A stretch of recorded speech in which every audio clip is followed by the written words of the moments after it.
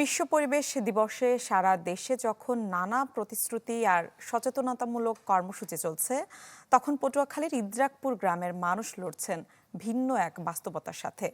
বছরের পর বছর বর্জ্যের দুর্গন্ধ, দূষিত পানি আর স্বাস্থ্য ঝুঁকি নিয়ে বসবাস করতে হচ্ছে তাদের।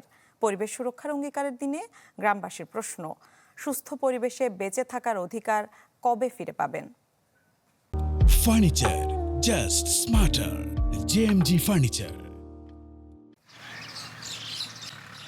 পটুয়াখালী শহরের অদূরেই ইদ্রাকপুর গ্রাম, যেখানে ঢুকলেই চোখে পড়ে ময়লার স্তূপ, বাতাসে ভেসে বেড়ায় তীব্র দুর্গন্ধ।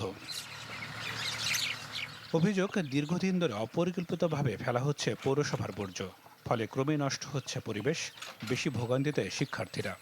দরজা জানালা আটকায় রাখার পরেও গন্ধ থেকে আমরা মুক্তি পাচ্ছি না, যার ফলে পড়ালেখা বলেন, খাওয়া দাওয়া বলেন, কোনোটাই ক্লিয়ারলি আমরা করতে পারতেছি না। আমরা দিন দিন অসুস্থ হয়ে যাচ্ছি। এই ময়লা আবর্জনার দুর্গন্ধে আমরা বাসায়ও থাকতে পারি না, এবং আমরা ছেলে মেয়ের যে লেখাপড়া করাই, আমরা লেখাপড়াও করাইতে পারি না। মাদ্রাসা আছে, মসজিদ আছে, এখানে নুরানি মাদ্রাসা আছে, সাইডে আরও একটা মাদ্রাসা আছে, সব মিলিয়ে খুব অস্বস্তিকর পরিবেশ।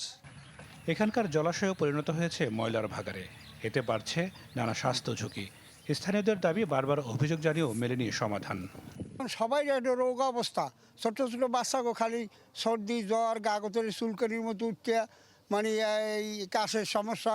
কয়দিন হইতে ময়লার গন্ধে আমি বেমালা অসুস্থ হয়ে যাইতে আছি, আর আমার শ্বাসের সমস্যা আরও শ্বাস দিন দিন বাড়তে আছে।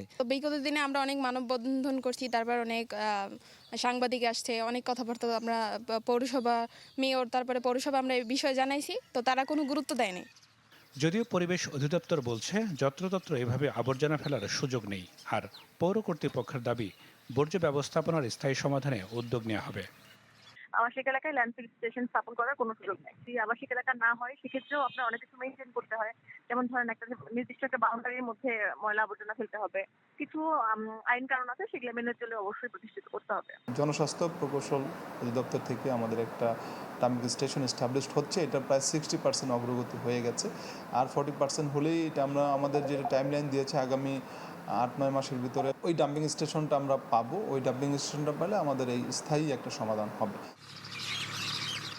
ইদ্রাকপুর গ্রামবাসীর একটাই চাওয়া, কেবল প্রতিশ্রুতি নয়, দ্রুত কার্যকর পদক্ষেপের, যাতে ফিরে আসে নির্মল পরিবেশ ও সুস্থভাবে বেঁচে থাকার অধিকার। Desk report, channel 24।